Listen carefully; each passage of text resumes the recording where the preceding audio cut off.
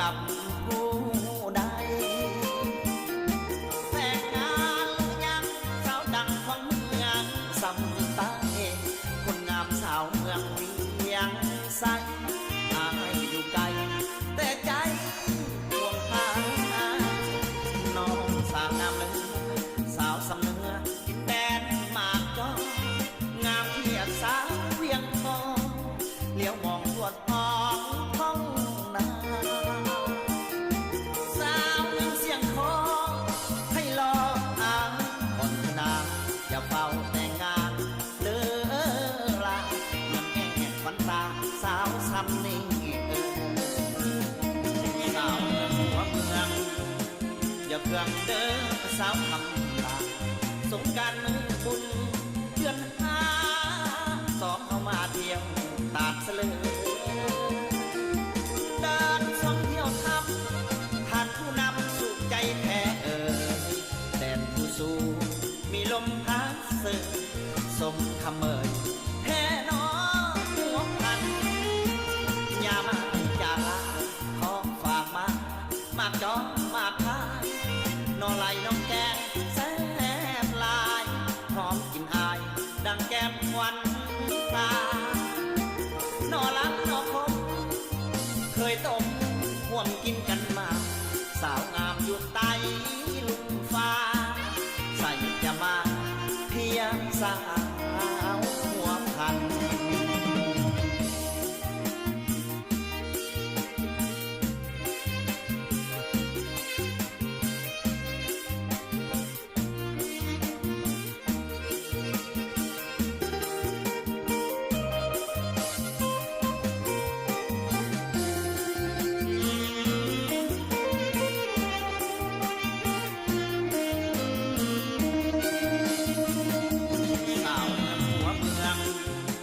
อย่าเครื่องเด้อสาวคำลา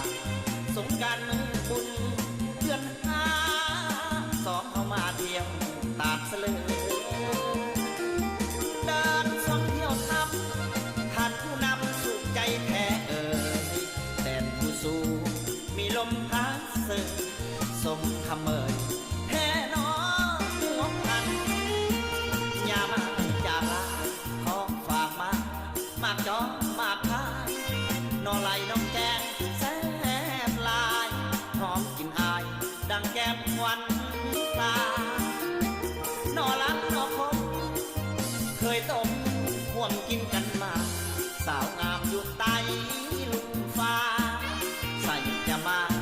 เพียงสาวหัวพัน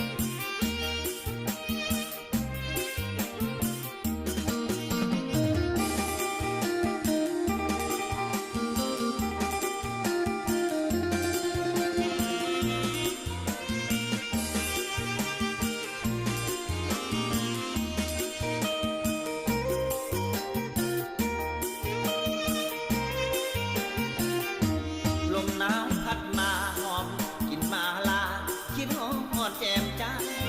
ผู้สาวแควนวางพันน้องนั้นอยู่กับผู้ใดแต่งงานยังสาวดังของเมืองสำใต้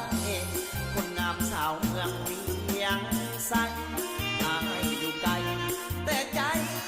ห่วงหาน้องสาวงามเลย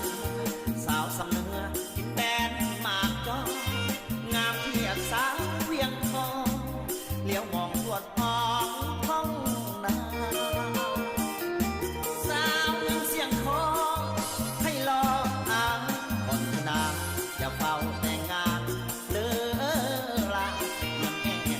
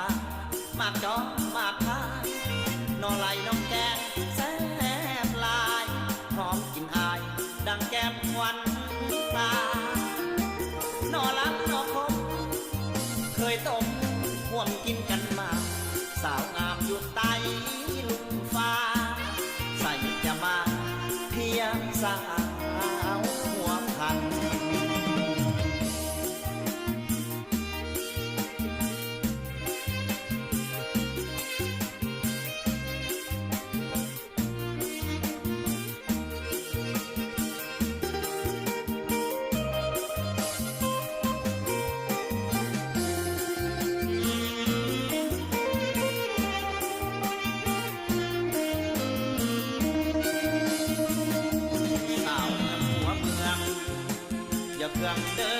สาวคำลาสงกรานต์มือบุญเดือนห้าสองเข้ามาเที่ยวตาดเสลอเดินท่องเที่ยวทำขาดผู้นำสุขใจแท้แดนผู้สู้มีลมพัดเสยสมคำเอ่ยแห่น้อหัวพันยามาจากลาของฝากมา